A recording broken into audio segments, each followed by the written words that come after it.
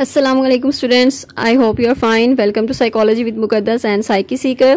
And I hope you have joined both the communities. तो आपने अब तक दोनों कम्युनिटीज़ को ज्वाइन कर लिया होगा और आप छोटी छोटी वीडियोस देखने वालों में से नहीं हैं, बल्कि अगर आपको वीडियोस पे हेल्पफुल रही हैं आपके लिए, देन आप उसको फॉलो भी कर रहे हैं, आप उसको अप्रिशिएट कर रहे हैं हमारी एफर्ट्स को. So thank you so much, जज़ाकल्लाह. So next is trauma and stress related disorders, means lesson number 22 है ये. और स्ट्रेस डिसऑर्डर्स के बारे में हम बात कर रहे थे. तो एक्यूट स्ट्रेस डिसऑर्डर क्या होता है, PTSD और एक्यूट स्ट्रेस डिसऑर्डर में क्या डिफरेंस है. तो ये भी स्ट्रेस से रिलेटेड डिसऑर्डर है. एक्यूट मींस इसकी ड्यूरेशन जो है वो बहुत कम होती है, PTSD से इसकी ड्यूरेशन कम होती है. और एज़ कम्पेयर टू PTSD अगर हम एक्यूट स्ट्रेस डिसऑर्डर में देखें तो इसकी ड्यूरेशन 3 to 30 डेज़ में अगर सिम्टम्स जो हैं वो आपको शो हो रहे हैं after the traumatic event, then आप उसको एक्यूट स्ट्रेस डिसऑर्डर में कंसीडर करते हैं. अदरवाइज 30 डेज से ज़्यादा है, मोर देन 1 मंथ है, then we consider it in PTSD. Symptoms similar ही हैं दोनों डिसऑर्डर्स के, और जस्ट इनकी ड्यूरेशन का डिफरेंस है कि एक्यूट स्ट्रेस डिसऑर्डर है और जो PTSD है, इन दोनों का डिफरेंस जो है वो एक सिम्टम्स का ही है जस्ट. बाकी सारे जितने भी डायग्नोस्टिक क्राइटेरिया है वो सेम है as we have discussed before in PTSD. So इसको आपने जस्ट रीड करना है, गो थ्रू करना है. और नेक्स्ट इसकी जो ड्यूरेशन है आपने वो याद रखनी है. नेक्स्ट है हमारा disorder adjustment disorder. Adjustment disorder जैसे कि नाम से ही हमें पता चल रहा है, स्ट्रेस जो है या फिर ट्रॉमा कोई आता है आपकी लाइफ में, तो आप उसको किस तरह से एडजस्ट करते हैं. अगर आप उसमें एडजस्ट नहीं कर पा रहे हैं, अगर आप जो चेंजेस आए हैं आपकी लाइफ में उसके साथ आप डील नहीं कर पा रहे, उसके अकॉर्डिंग फ्लेक्सिबल नहीं हैं आप, देन आप में ये डिसऑर्डर हो सकता है, एडजस्टमेंट डिसऑर्डर जिसे हम कहते हैं. इसको आप इसी तरह याद रख सकते हैं कि आप इजीली जब एडजस्ट नहीं होते, जब माल एडजस्टेड होते हैं, आप अच्छी तरीके से डील नहीं कर पाते, देन ये डिसऑर्डर आप में आ सकता है, एडजस्टमेंट डिसऑर्डर जिसे हम कहते हैं. सो ये डिसऑर्डर भी स्ट्रेसफुल कंडीशन की सूरत में ही आता है, स्ट्रेसर की सूरत में आता है.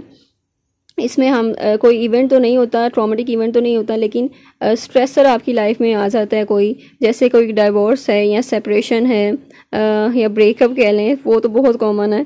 तो इस तरह के छोटे मोटे स्ट्रेसर जो हैं अगर आपकी लाइफ में आते हैं जो आपको स्ट्रेस में ले जाते हैं और उसके साथ आप एडजस्ट नहीं कर पाते, आप उसको डील नहीं कर पाते, देन आप में ये डिसऑर्डर हो जाता है. सो डायग्नोस्टिक क्राइटेरिया इसका आपने रीड कर लेना है, इसमें के सिम्टम्स किस तरह से होते हैं और इसमें बिहेवियर जो है वो आपका चेंज होता है, सिम्टम्स आप में चेंज हो जाते हैं. बहुत ज़्यादा डिस्ट्रेस में रहना, बहुत ज़्यादा परेशान रहना जो कि आउट ऑफ प्रोपोर्शन है टू द सीवियरिटी और इंटेंसिटी ऑफ द स्ट्रेसर. यानी स्ट्रेसर जो है वो इतना इंटेंस नहीं है, जैसे कि हम शुरू से ही बात कर रहे हैं कि जो भी इवेंट है वो इतना इंटेंस नहीं है, लेकिन आपकी जो परसेप्शन है, आपका जो सेंस, आप उसको मीनिंग क्या दे रहे हैं, और सेंस ऑफ गिविंग मीनिंग जो है वो आपका क्या है, यानी आप उसको किस तरह से परसीव कर रहे हैं. आप उसको नेगेटिवली परसीव कर रहे हैं, बहुत ज़्यादा इंटेंस लेवल पर नेगेटिव सोच रहे हैं, आपकी कॉग्निशन नेगेटिव है, देन ये डिसऑर्डर्स जो हैं वो आपको हो जाते हैं आफ्टर द स्ट्रेसफुल इवेंट. सो इसमें यही है, सिग्निफिकेंट इम्पेयरमेंट है सोशल, देन आपकी जो जितने भी लाइफ के एरियाज़ हैं वो सारे डिस्टर्ब होंगे, जितने भी आपकी एक्टिविटीज़ हैं वो सब कुछ डिस्टर्ब हो जाएगा अगर आप इस तरह की सिचुएशन फेस कर रहे हैं. और स्ट्रेस रिलेटेड डिस्टर्बेंस जो है वो अगर क्राइटेरिया मैच करता है, अगर वो मैच नहीं करता है, हमने इसमें देखना है कि अनदर मेंटल डिसऑर्डर की वजह से तो ये क्राइटेरिया नहीं है, या फिर दूसरे जो मेडिकल इश्यूज़ हैं उनकी वजह से तो ये सिम्टम्स नहीं आ रहे, तो इन सब को हमने रूल आउट कर देना है. एंड आफ्टर दैट हमने उसको चेक करना है कि क्राइटेरिया मीट हो रहा है या नहीं हो रहा.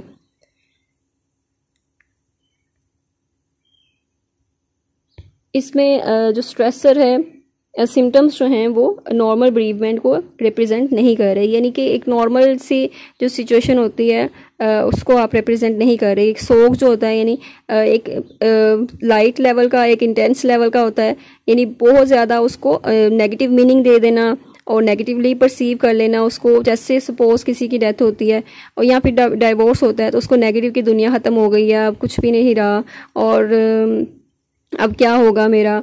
तो ये इस तरह की जो सोच है या नेगेटिव जो परसेप्शन है, ये आपको इंटेंस जो इमोशंस आपके हो जाते हैं, इसमें स्ट्रेस जो है वो आपका इंक्रीज़ होता है, जिसकी वजह से दूसरे भी इश्यूज आ जाते हैं, दूसरे डिसऑर्डर्स होते हैं, जो साइकोलॉजिकल डिसऑर्डर्स होते हैं वो आपको इसी वजह से होते हैं कि आपकी जो नेगेटिव परसेप्शन है, ये नेगेटिव इमोशंस हैं, वो आपको नेगेटिव बिहेवियर की तरफ लेकर जा रहे होते हैं.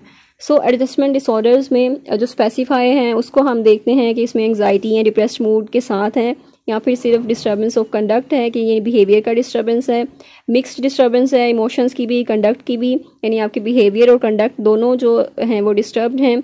अनस्पेसिफाइड यानी उसमें हम क्लासीफाई नहीं कर सकते कि कौन सा एक स्पेसिफिक जो सब टाइप्स हैं एडजस्टमेंट डिसऑर्डर की। Then etiology of trauma and stress related disorders, इसमें हम कॉजेज देखते हैं कि trauma and stress related disorders के कॉजेज क्या हैं। सो फर्स्ट ऑफ ऑल इसमें इन्होंने 3 जो हैं वो उसकी बता दिए हैं, एरियाज़ बता दिए हैं, यहाँ इसमें टाइप्स कह लें। जो प्री ट्रॉमा फैक्टर्स हैं वो भी रोल प्ले कर रहे होते हैं, peri trauma factors role play कर रहे होते हैं, और पोस्ट ट्रॉमा फैक्टर्स होते हैं। प्री मीन्स आप इसको रख सकते हैं याद बिफोर, यानी ट्रॉमा के पहले ही फैक्टर्स हैं कुछ, and then peri trauma means trauma के दौरान ही उसके ड्यूरिंग जो फैक्टर्स हैं वो इन्वॉल्व हैं इसमें। या post trauma factors mean trauma के बाद वाले जो फैक्टर्स हैं वो इन्वॉल्व हैं। सो प्री ट्रॉमा फैक्टर्स में हम देखते हैं कि उसकी जो एटियोलॉजी है वो क्या है। इसमें फ़र्स्ट ऑफ ऑल तो आपकी वल्नरेबिलिटी, यानी आप में पहले से ही वल्नरेबिलिटी है, पहले से ही आपकी टेंडेंसी है कि आप उसको उस तरह से फेस नहीं कर सकेंगे, टॉलरेंस नहीं होंगे, टॉलरेंस लेवल नहीं है, रेजिलियंस नहीं है, इस तरह की स्किल्स आप में नहीं है पहले से कि मैनेज कर सकें आप उसको। सो कुछ आपकी पर्सनालिटी ट्रेट्स होती हैं, टेम्परामेंटल फैक्टर्स होते हैं। इन पर्सनालिटी ट्रेट्स आपकी इस तरह से हैं कि आप उसको नेगेटिव लेकर जाते हैं, या फिर आप ज़्यादा नेगेटिव ही सोचते हैं, नेगेटिव मीनिंग देते हैं हर इवेंट को। सो ये है कि टेम्परामेंटल फैक्टर्स में आपकी पर्सनालिटी से रिलेटेड, आपके ट्रेट्स से रिलेटेड है कि आप में जो भी क्वालिटीज़ हैं, आप बहुत ज़्यादा अग्रेसिव हो जाते हैं या फिर इरिटेबल हैं, तो पहले ही आप में ये सारे जो ट्रेट्स हैं जो नेगेटिव हैं ये सारे पहले से ही मौजूद हैं। तो इसकी वजह से आपकी जो भी ट्रॉमा आपकी लाइफ में आएगा तो उसको आप अगर नेगेटिव देंगे मीनिंग, तो फिर वो स्ट्रेस रिलेटेड डिसऑर्डर में चले जाएंगे आप, यानी आप कोई भी डिसऑर्डर हो सकता है इससे रिलेटेड। इन्वायरमेंटल फैक्टर्स होते हैं, सपोज चाइल्डहुड एक्सपीरियंसेस जो हैं वो अच्छे नहीं रहे, या फिर जो इकोनॉमिक लेवल है वो अच्छा नहीं है। सो ये सारे जो हैं वो पेरी ट्रॉमा है, यानी प्री ट्रॉमा है, यानी ट्रॉमा से पहले वाले फैक्टर्स हैं जो कि रोल प्ले करेंगे आपके जो ट्रॉमा होगा उसमें और आपके डिसऑर्डर में। नेक्स्ट है जेनेटिक एंड फिजियोलॉजिकल फैक्टर्स की जेनेटिकली भी आप में वो टेंडेंसी है कि आप उसमें डिसऑर्डर आपको कोई हो सकता है, और या फिर ये डिसऑर्डर की तरफ आपको लेकर जा सकते हैं। सो जेनेटिक भी होता है, आपके बायोलॉजिकल फैक्टर्स जो हैं वो भी इन्वॉल्व होते हैं।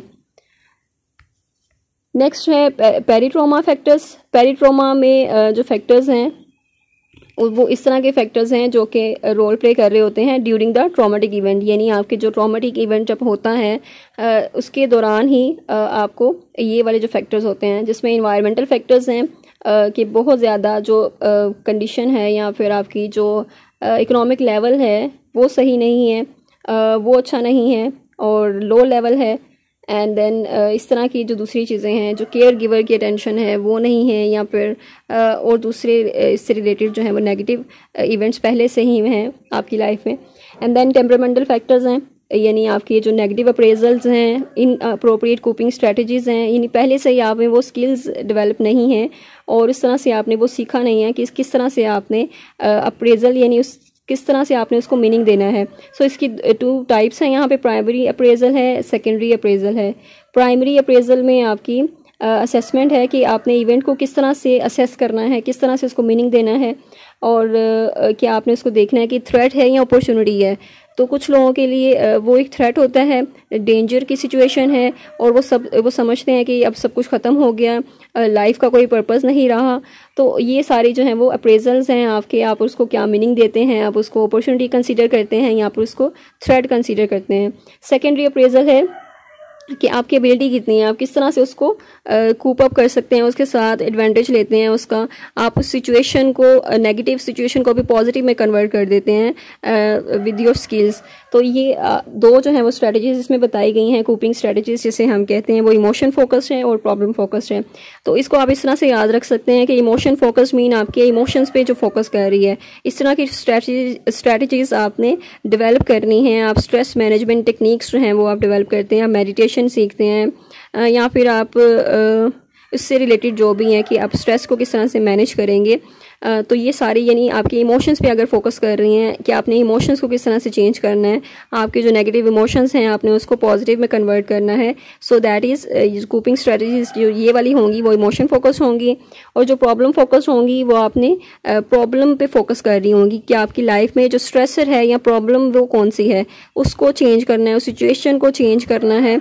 और उस सिचुएशन को आप किसी हद तक यानी आप उसको मीनिंग देकर चेंज कर सकते हैं। ये नहीं है कि आप उस इवेंट को ही चेंज कर दें, उस इवेंट को चेंज करना पॉसिबल नहीं है, तो आप उसके मीनिंग्स को चेंज करते हैं, यानी आप उसके जो नेगेटिव मीनिंग्स हैं आप उसको देते हैं, उसको आप पॉजिटिव में कन्वर्ट कर देते हैं कि अगर आपके साथ ये मिसहैप हुआ है तो इसके पीछे ये खैर है, या फिर ये जो है वो आपके साथ बेहतर हुआ है और आप जो है वो इससे सेव हो गए हैं, ये नेगेटिव नहीं था बल्कि ये अच्छे के लिए हुआ था, पॉजिटिव ही था। तो इस तरह से उसके मीनिंग्स को चेंज कर देना, ये जो है वो कोपिंग स्ट्रेटजीज होती हैं कुछ जो आपको टैकल करने जो प्रॉब्लम्स हैं उसके साथ किस तरह टैकल करना है, किस तरह से मैनेज करना है, किस तरह से डील करना है। ये अगर आप स्किल्स सीख लेते हैं या स्ट्रेटजीज सीख लेते हैं तो आपको ये हेल्प आउट करती हैं कि आप ज़्यादा स्ट्रेस में नहीं जाते या फिर इस तरह के स्ट्रेस डिसऑर्डर आपको नहीं होते। नेक्स्ट है पोस्ट ट्रॉमा फैक्टर्स, यानी कौन से ऐसे फैक्टर्स हैं जो आफ्टर द ट्रॉमा आपको कर रहे हैं कि आप उसमें डिसऑर्डर जो है वो आपको हो सकता है कोई भी। तो पोस्ट ट्रॉमाटिक मीन्स आपके ट्रॉमाटिक इवेंट के बाद वाले फैक्टर्स, और उसमें इन्वायरमेंटल फैक्टर्स आ जाते हैं कुछ, इन्वायरमेंट जो है वो आपका कैसा है। और नेक्स्ट है कि न्यूरोबायोलॉजिकल फैक्टर्स हैं। सो इन्वायरमेंटल फैक्टर्स बहुत ईजी हैं, आप उसको जस्ट रीड कर लेना। देन इन न्यूरोबायोलॉजिकल जो फैक्टर्स हैं वो आपके ब्रेन से रिलेटेड हैं, यानी ब्रेन के कौन से एरियाज जो हैं वो इस तरह से एक्टिवेट हो जाते हैं जो कि इन्वॉल्व होते हैं इसमें, और वो आपकी जो इमोशंस हैं वो कॉज कर रहे होते हैं, जो भी फीलिंग्स होती हैं आपकी उसमें उसको मीनिंग जब आप देते हैं तो आपकी जो ब्रेन की जो स्ट्रक्चर है, एरियाज जो उसमें इन्वॉल्व होते हैं, एंड देन न्यूरो ट्रांसमीटर्स जो रिलीज होते हैं वो सारे रोल प्ले कर रहे होते हैं आपके स्ट्रेस में। सो पर्सनल फैक्टर्स हैं इसमें। पर्सनल फैक्टर्स भी आपकी पर्सनैलिटी से रिलेटेड हैं, आप किस तरह से अटेंशन उसको देते हैं, और यानी आप क्या उसको मीनिंग देते हैं, आप किस तरह से परसीव करते हैं, नेगेटिव एस्पेक्ट्स की तरफ देखते हैं ज़्यादा। एंड देन इसमें न्यूरोटिसिज्म बताया है कि जो दूसरा फैक्टर है जिसमें आप बहुत ज़्यादा नेगेटिव सोचते हैं। So this was about PTSD और trauma and stress related disorders, जिसमें हमने जितने भी डिसऑर्डर्स थे सारे कवर कर लिए हैं। I hope I made it clear, और सारी जो डिसऑर्डर्स हैं उनकी अच्छी अंडरस्टैंडिंग हो गई होगी और आपको और कोई कन्फ्यूजन नहीं होगी कि ये डिसऑर्डर्स क्या होते हैं। बहुत ईजी डिसऑर्डर्स हैं, और do share this video with other students, और दूसरे स्टूडेंट्स के साथ भी शेयर किया करें। एंड अपने कॉन्सेप्ट्स जो हैं वो क्लियर करें अपने एग्ज़ाम्स के लिए, यानी एग्ज़ाम्स में अगर अच्छे आप मार्क्स सिक्योर करना चाहते हैं तो उसके लिए आपकी प्रिपरेशन अच्छी होनी चाहिए, कॉन्सेप्ट्स आपके क्लियर होने चाहिए। So best of luck for your exams and thank you so much. मिलते हैं नेक्स्ट लेक्चर में। टिल देन टेक केयर, अल्लाह हाफिज़।